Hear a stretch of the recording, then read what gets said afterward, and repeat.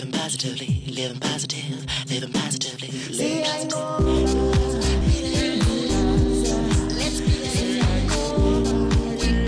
Sanibonani. Siyanamukela ohlelweni leSiyayinqoba Bitit. Lolu hlelo olawo wonke umuntu waseNingizimu Afrika ofuna ukubhekana nokunqoba izinselelo zesifo sengculazi kanye nesandulela ngculaza. Namhlanje sixoxa ngocansi phakathi kwamantombazane asemasha noma intsha kanye nabesilisa abadala. Ake sihlole ukuthi lokhu kunobungozi obungakanani.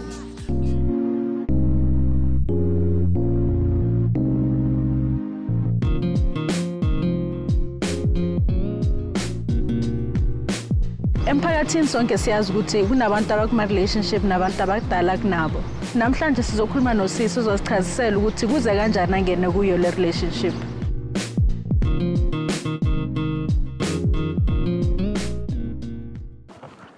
So hlangane njani nalo bhuti? Ngangifuna ukuya ekhaya. So kunebhasi emihle. Ngifuna ukubuza ukuthi ibhasi yakuphi. So ngahamba ngaya kulaba bhuti ngabuza ukuthi ibhasi le yakuphi ihamba nini ngabani isikhathi. So abese ngitshela ukuthi nginika ama number wakho ngoba manje igcwele. Then I call you.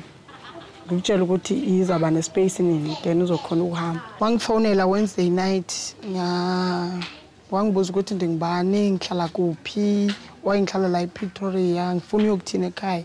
So wathi ungabina problem yokuthi uzogibela ngamali in. Mangibuya mangidropa ePretoria wanginika 200 rand. I was happy for that because I like imali. Then wangitshela ukuthi next time akaphindeza ucela uza la eroomini lami. Sangibona problem because ngihambe free, ngidle free and I get 200 above. So I was very happy.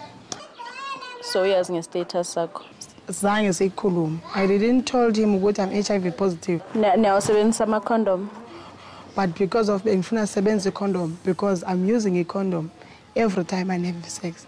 But wayala.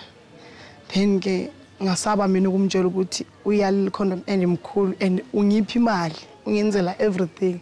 Cabanga ukuthi yo hayi mangazomtshela ukuthi I'm HIV positive uzo run out yebo. Unomfazi unabantwana unefamily na? Unomfazi nabantwana the way asho ngakhona. Does the wife uyazi umfazi wakhe ngawe noma? No, akazi lutho, akazi nokuthi unomuntu athandana naye the way yena ngitshela ngakhona.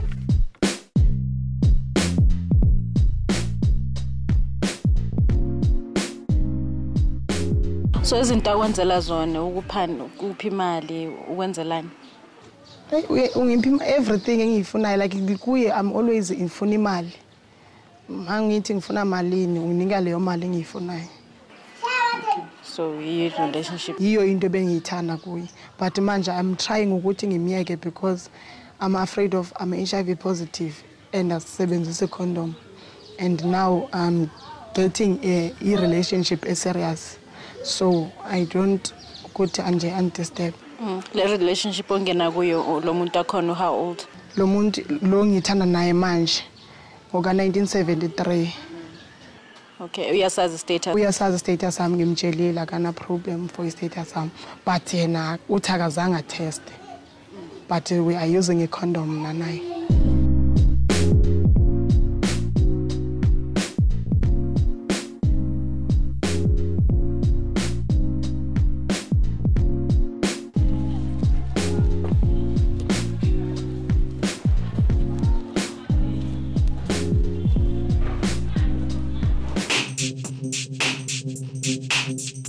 Asina ukugweba abantu sisithi mabangazenzi ezo zinto ezo ngoba zimeko yazi zimeko abaphila kuzo jonga umzekelo uNoluvuyo mhlambi akanamsebenzi masithi mhlambi unomntana ekufuneka mhlambi emnakekele naye akukho mali ingenayo mhlambi akafumani nezo grant zika rhulumente so xa kukho imali elula ezalula ngolo hlobo kuba nonothi hayi asifuni ujaja because abantu bazenza izinto ngenxa yezizathu imeko ngemeko zabantu zahlukahlukene but then the key word here it's supposed to be ibe ukusetyenziswa kwecondom ndizikhusele ndikhusele nawe okanye ndizikhusele ndikhusele nomnye umuntu Noma yini oyenzayo, khumbula ukuhlolwa.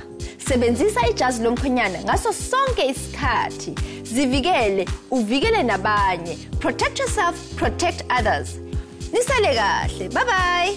Bye bye.